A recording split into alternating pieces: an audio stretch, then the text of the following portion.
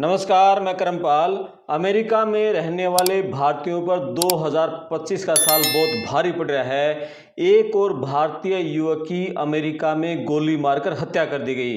विदेश मंत्रालय से हमें एक डाटा मिला है कि जून 2020 से जून 2024 तक 108 भारतीयों की अमेरिका में मौत हो गई थी, हत्या कर दी गई थी और उसके बाद ये आंकड़ा बढ़कर 160 हो गया है। और पिछले 4-5 महीनों में तो बहुत ज़्यादा भारतीयों की वहाँ पर हत्याएं हुई हैं, मौत हुई हैं। आप इस पूरी खबर कमेंट्स करके बताना, क्या पिछले कुछ दिनों से अमेरिका में भारतीयों के प्रति नफरत बढ़ी है, नस्लीय भेदभाव बढ़ा है? क्या वहाँ के जो गोरे लोग हैं हमारे इंडियंस की चमड़ी देखकर इन पर नस्लीय भेदभाव के तरीके से उन पर हमला कर रहे हैं, इसलिए उन पर गोलियां बरसाई जा रही हैं? कमेंट्स करना, वीडियो को शेयर करना, चैनल को सब्सक्राइब करना। पूरी खबर के बारे में विस्तार से बातचीत करेंगे। अभी जिस भारतीय की वहां गोली मारकर हत्या की गई है उसका नाम प्रदीप है और वो हरियाणा के करनाल जिले के हथलाना गांव का रहने वाला है। बहुत ही दुख भरी कहानी है प्रदीप की। प्रदीप के पिताजी 2 भाई हैं और उनकी जो माताजी हैं, दोनों पिताजी के जो उनकी वाइफ हैं, उनकी माताजी और मौसी जी, वो भी दोनों सगी बहनें हैं और दोनों बहनों के 8 बेटियां हैं और दोनों बहनों की सिर्फ एक बेटा था प्रदीप। यानी 8 बहनों का एक भाई प्रदीप था। प्रदीप के पिताजी भी और उनके चाचा जी दोनों की मौत हो चुकी है। एक पुरुष इकलौता घर में प्रदीप था। प्रदीप की 10 साल पहले शादी हुई थी लेकिन कोई संतान नहीं थी। तो 8 बहनें, माँ, मौसी, पत्नी और इन सभी महिलाओं के बीच में एक पुरुष प्रदीप। प्रदीप घर की आर्थिक स्थिति को सुधारने के लिए कुछ समय पहले जमीन बेच के या किसी तरह के कर्ज उठा के और अमेरिका गया था। 8-9 साल तक वो जंगलों में रहा और बड़ी मुश्किल से मैक्सिको की तरफ से जैसे उसने अमेरिका में एंट्री की। उसके बाद जैसे उसको अभी 4-5 महीने से काम मिल गया था और वो एक डिपार्टमेंटल स्टोर पे जॉब कर रहा था। अभी कुछ दिन पहले ही घर पे उसकी बातचीत हुई। उसने बताया कि मैं अगली दिवाली तक आऊँगा और उसने 5-6 लाख रुपए भेज दिए थे। 45 लाख रुपए खर्च करके वो गया था और वो ज़मीनें बेची, उसने इधर से कर्जा उठाया, भाई मैं ब्याज पे मैं चुका दूंगा, क्योंकि घर की माली हालत तो है ही नहीं ना। घर में कोई कमाने वाला नहीं था, अकेला कमाने वाला था, वो वहाँ चले गया। उसने बेच बूझ के सब कुछ पैसे जुगाड़ किए। तो उसने कहा कि 1 साल में मैं सारा कर्जा चुका दूंगा और मुझे यहाँ एक डिपार्टमेंटल स्टोर पे नौकरी मिल गई है। अभी कुछ दिन पहले ही जब उसकी घर पे बात हो रही थी, उसकी पत्नी से बात हुई, बहनों से, माँ मौसी से बातचीत हुई, बोले फिक्र मत करो, अगली दिवाली मैं आऊँगा और तब तक घर की हालात को मैं ठीक कर दूंगा। अभी ये बता रहे हैं 2 दिन पहले ही अमेरिका से फ़ोन आया कि प्रदीप को वहाँ एक गोरे ने गोली मारकर हत्या कर दी। और उस गोरे के बारे में देखो, एक जो गिरफ्तार किया, 2 गोरे आए वहाँ डिपार्टमेंट स्टोर में और एक ने गोली मारकर हत्या कर दी। जो दूसरा था उसको पुलिस ने गिरफ्तार कर लिया। तो उसने ये सुनने में आ रहा है कि पुलिस को ये बताया कि ये जिसने गोली मारी है वो आर्मी में था और उसमें रिटायर्ड था, आर्मी से रिटायर्ड था। मैं उसके घर गया, मेरा वो दोस्त था, तो वो बड़ा डिप्रेशन में था और वो घर पे ही खुद सुसाइड करने की सोच रहा था, गोली मारने की। मैं उसको बाहर घुमाने के लिए लेके आ गया डिपार्टमेंटल स्टोर से, सोचा बियर लेके बियर पी लेंगे। उसने आवाज़ लगाई तो आवाज़ लगाने पर जैसे वो प्रदीप कैश काउंटर की तरफ आया, 35 साल का प्रदीप था, और कैश काउंटर की तरफ आया तो उस गोरे ने रिवॉल्वर निकाली और पहले प्रदीप को गोली मार दी। ऑन द स्पॉट प्रदीप की मौत हो गई और फिर उसने खुद को भी गोली मार ली। मतलब भले मानस यार, तुझे मरना ही था तो उस बेचारे की जान क्यों ली?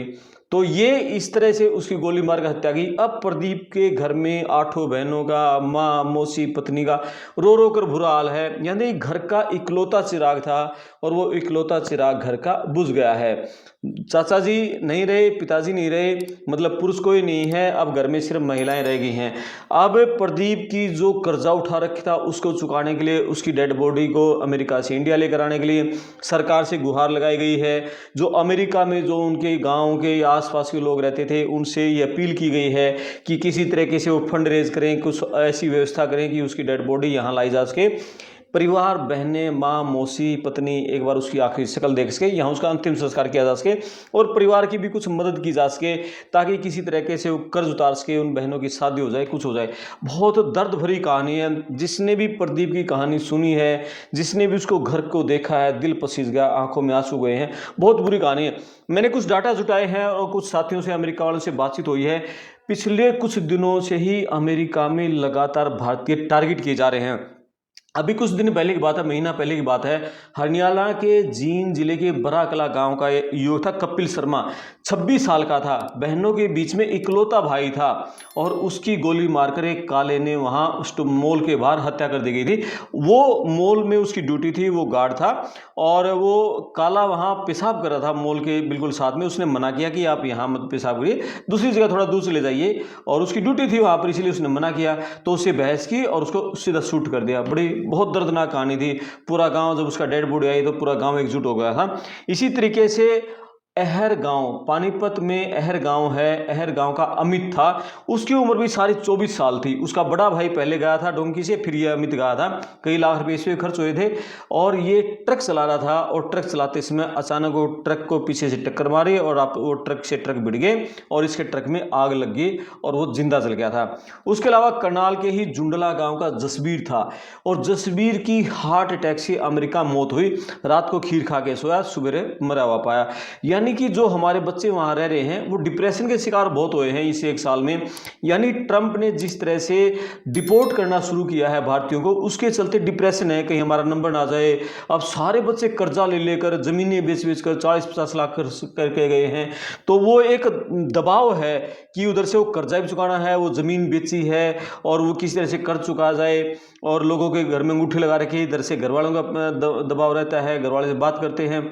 तो अब कहीं उनको ये डर रहता है कहीं हम पकड़े ना जाएं, आईसीटी में पकड़े ना ले, हमें वापस न भेज दिया जाए तो हाल बुरा हो जाएगा। तो इसके चलते हुए बच्चे बड़े सदमे में हैं, डरे हुए हैं, घबराए हुए हैं, और इसी तरीके से उनको हार्ट अटैक हो रहा है।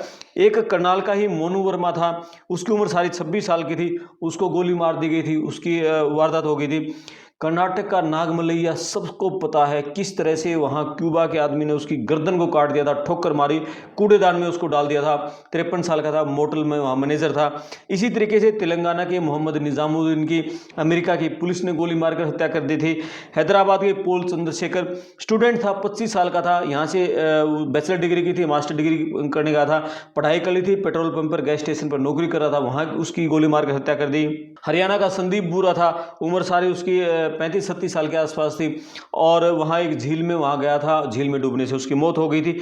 यानी कि लगातार भारतीयों की मौत हो रही है। अभी 2 महीने पहले ही 2 भारतीय स्टूडेंट्स की वहाँ एक सड़क दुर्घटना में मौत हो गई थी। उनकी ये लैंकेस्टर काउंटी की घटना है, और सड़क दुर्घटना में थे। एक की उम्र 23 साल थी, एक की उम्र 20 साल थी। यानी कि लगातार जो भारतीयों की डेड बॉडी हुई है। बच्चे अमेरिका इसलिए जाते हैं, एक तो हमारे यहाँ एजुकेशन सिस्टम बिल्कुल अच्छा नहीं है। वहाँ एक तो जो पढ़ाई है वो एक अच्छे लेवल की है।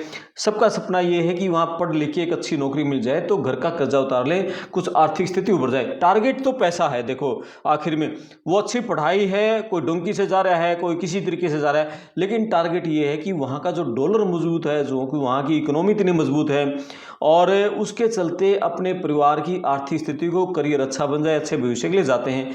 लेकिन बहुत सारे, सबके भाग्य एक जैसा नहीं होता। किसी की किस्मत ऐसी होती है कि परिवार वालों को वहाँ का जाना दुख बहुत दे जाता है। अब ये प्रदीप है बेचारा, कम से कम यहाँ था, उसकी हालत जैसी भी थी, 8 बहनों के बीच में माँ, मौसी, पत्नी के साथ यहाँ था, कुछ न कुछ कमा खा रहा होगा। लेकिन गया तो यही सोचकर था ना कि घर की हालत सुधार दूंगा, बहनों की शादी अच्छी तरह से हो जाएगी और घर के सारे कर्जे उतार दूंगा, इसलिए वहाँ ज़मीन बेचकर कर्जे लेकर वहाँ गया। अब क्या पता था वहाँ उसकी इस तरह से मौत हो जाएगी। अब उसके घर की हालत, जाओगे ना करनाल के हथलाना गांव में, बहुत बुरा हाल, पूरा गांव रो रहा है, पूरे गांव की आंखों में आंसू। जिसने भी उस खबर को सुना है ना, पूरा गांव दर्द है। और ये सिर्फ अमेरिका नहीं है, आप कनाडा की बात करो, आप यूके की बात करें, आप ऑस्ट्रेलिया की बात करें, सभी जगह विदेशों में भारतीयों के प्रति जो नस्लीय भेदभाव है वो लगातार बढ़ा है। कनाडा का हमारे पास जो आंकड़ा है, कनाडा में पिछले 5 साल में 1203 भारतीयों की हत्याएं हुई हैं, मौत हुई हैं, जिनमें से सरकार ने 757 की डेड बॉडी यहाँ इंडिया में लेकर आई है। हाँ, एक और, ये जो मैंने बताया कि अमेरिका में 160 की जो मौत हुई है, ये तो वो आंकड़ा है जो रिपोर्ट दर्ज हुई है। बहुत सारे ऐसे केसेस होते हैं जो ड्रग ओवरडोज के कारण होते हैं, और वो केसेस मतलब रिपोर्ट ही नहीं होती।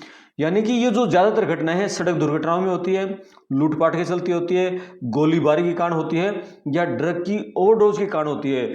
तो ड्रग की ओवरडोज के कारण बहुत सारे ऐसे जो स्टूडेंट हैं जो हमारे यहाँ से पढ़ने के लिए जाते हैं, 2-3 महीनों में वहाँ नशेड़ियों के संपर्क में आ जाते हैं और नशा ऐसा ज़्यादा कर लेते हैं, क्योंकि घर में तो कोई उसको टोकने वाला है, घर तो वहाँ कोई टोकने वाला नहीं है उनको, तो वहाँ वो ज़्यादा ओवरडोज के कारण भी बच्चे बेहोश पाए गए हैं, मरे हुए पाए गए हैं। और ऐसे बहुत सारे मामले जिनकी रिपोर्ट ही नहीं हो पाती, जो इनकी रिपोर्ट दर्ज होनी होती है, आंकड़ा 160 तो जो कि ऑन रिकॉर्ड है, अनऑफिशियल जो आंकड़ा वो और भी बहुत ज़्यादा इसमें हो सकता है। इसी तरह बात करें हम, यूके में 58 भारतीयों की मौत हुई है, ऑस्ट्रेलिया में 57 की, रसिया में 37 की, जर्मनी में 24 भारतीयों की मौत हुई है और इनमें ज़्यादातर शामिल हैं। ये पिछले 5 साल का आंकड़ा है। विदेश राज्य मंत्री कीर्तिवर्धन सिंह ने लोकसभा में ये बताया था कि इतने भारतीयों की लगातार मतलब यहाँ मौत हुई है। और चाइना में भी एक बच्चे की मौत हुई है, किर्गिस्तान में भी एक बच्चे की मौत हुई है। तो इस तरह से जो विदेशों में बच्चे जा रहे हैं, किसी न किसी तरीके से कोई बीमार होकर मर रहा है, कोई हार्ट अटैक से, किसी पर गोली मारी जा रही है।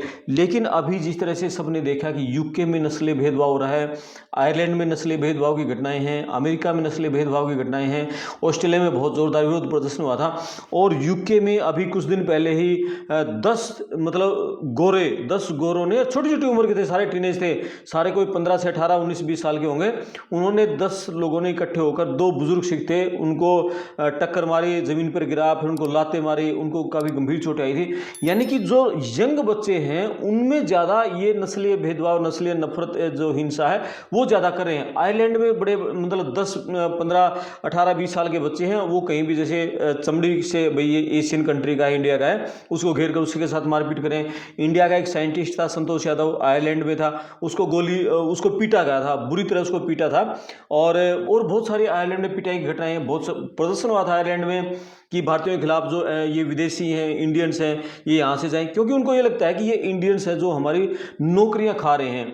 भैया इंडियंस मेहनती हैं, इंडियंस नौकरियां को ज़बरदस्ती नहीं खा रहे। वहाँ के जो लोकल हैं, गोरे हैं, वो काम नहीं कर रहे हैं, मतलब वो हरामखोरी कर रहे हैं। इंडियन वाले बच्चे मेहनत करते हैं, क्योंकि घर छोड़ के जो बच्चा जाएगा वो मेहनत तो करेगा ना। तो हमारे लोग मेहनत करते हैं, वहाँ बहुत आगे बढ़ते हैं, पैसों की सेविंग करते हैं, कोई बिजनेस में फिर आगे बढ़ता है, कोई दूसरी आगे जॉब में आगे प्रमोशन पाता है। तो इसके चलते भी जो नफरत है, नस्लीय भेदभाव है, हिंसा है, वो लगातार भारतीयों के प्रति विदेशों में बढ़ रही है। आप इस पूरी खबर पर कमेंट्स करना है, किस तरह से ये हालात सुधरें, विदेशों की सरकारों को क्या एक्शन लेना चाहिए। देखो कोई भी देश अपने आप में संपूर्ण नहीं होता, ये ग्लोबल वार्मिंग है, एक आदमी कुछ नहीं कर सकता। आज अमेरिका जो बहुत कुछ है, अमेरिका में इंडियंस की बदौलत ही उसमें बहुत कुछ है। आज बड़ी बड़ी कंपनियों के CEO इंडियन हैं, जिन्होंने वहाँ की अर्थव्यवस्था को आगे बढ़ाने में बहुत बड़ा योगदान दिया है।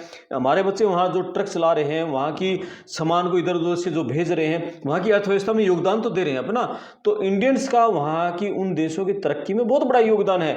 ऐसा नहीं है कि हम उनकी नौकरियां खा रहे हैं, सिर्फ वहाँ से पैसे कमा रहे हैं, हम उस देश को भी आगे बढ़ाने में योगदान दे रहे हैं। आप इस वीडियो पर कमेंट्स करना, वीडियो को शेयर करना, चैनल को सब्सक्राइब करना। मैं आपका दोस्त करमपाल, धन्यवाद।